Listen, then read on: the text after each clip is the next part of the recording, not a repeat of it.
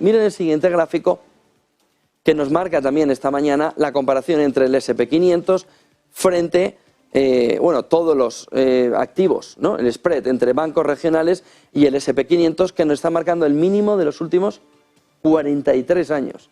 En un movimiento, 1971, en el que el diferencial es el máximo en ese spread entre los bancos regionales y S&P 500, que nos está marcando que los bancos regionales están siendo el chivo expiatorio de toda la fotografía, sobre todo por una gran banca que le mira y le dice: ven a mí, yo tengo el anillo, camina hacia mí.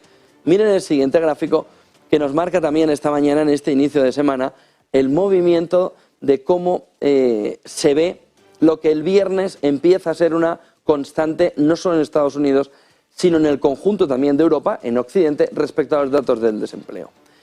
Vimos un dato muy bueno de peticiones de subsidios por desempleo, pero a la vez que conocíamos el dato de subsidios por desempleo, entrábamos otra vez en la tomadura de pelo.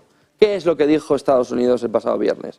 El dato es de más de 200.000, todo el mundo quedó sorprendido con el buen dato, pero tenía una letra pequeña. Se revisaba a la baja más de 70.000 el último dato, se revisaba más a la baja más de 140.000 en el siguiente dato, en el anterior, en el antepenúltimo dato. De tal manera que nos mostraba Estados Unidos, y ahora entraremos en España también, en la fotografía de que quien toca los datos los manipula como le da la gana.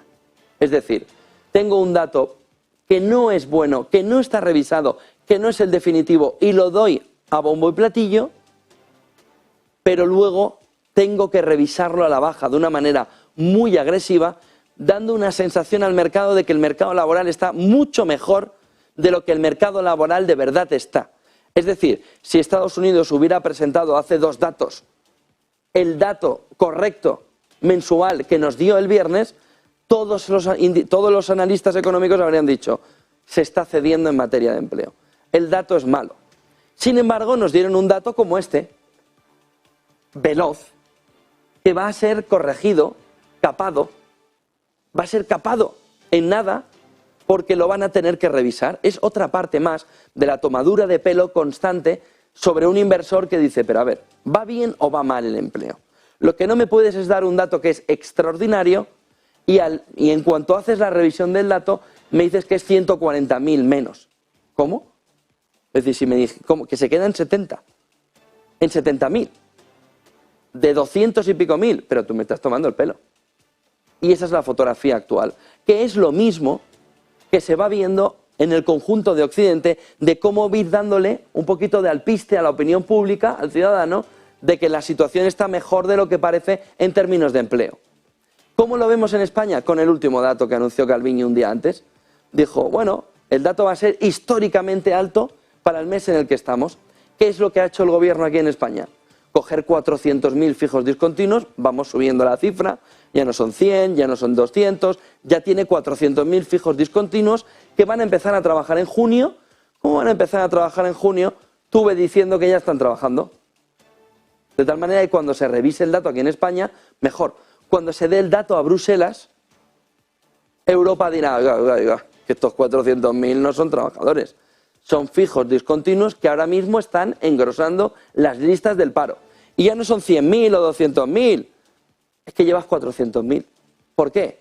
Porque la sensación de dar alpiste a la opinión pública por parte de los gobernantes en materia de empleo lleva a la sensación de que las cosas están mejor de lo que deberían estar.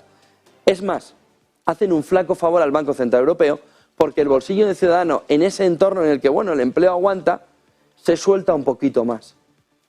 Y de esa manera están dándole el apoyo a aquellos empresarios que ven que en el margen empresarial, siendo inflacionario, hay una parte de recuperar lo perdido. Porque si este ciudadano dijera: se acabó, se corta, si las cosas van a ir a mal, voy a gastar lo justo, que es lo que Morgan Stanley, por ejemplo, nos dice de las pautas de consumo en la encuesta de AlphaWise que ha hecho esta mañana, que ha publicado esta mañana a las 6 de la madrugada, hora española, diciéndonos que el ciudadano de a pie ya quiere gastar en groceries y poquito más, que todo lo demás lo va a ir ralentizando en el consumo. ¿Qué es lo que sucede con el dato de empleo que vimos en Estados Unidos o con el dato de empleo español? Que se le va dando alpiste a la opinión pública para que luego el dato de la... bueno, vamos a revisar a baja 140.000 puestos de empleo. Oye, perdona. Esto es una tomadura de pelo. Esto no debería llamarse ya el dato de empleo o el dato de nóminas. Esto debería ser, o debería empezar a llamarse, el dato que reajustaremos de nóminas. Lo que pierde completamente el valor analítico para el inversor, para el ciudadano, para la empresa e incluso para los propios inversores internacionales que dicen, oiga, ¿pero esto qué es?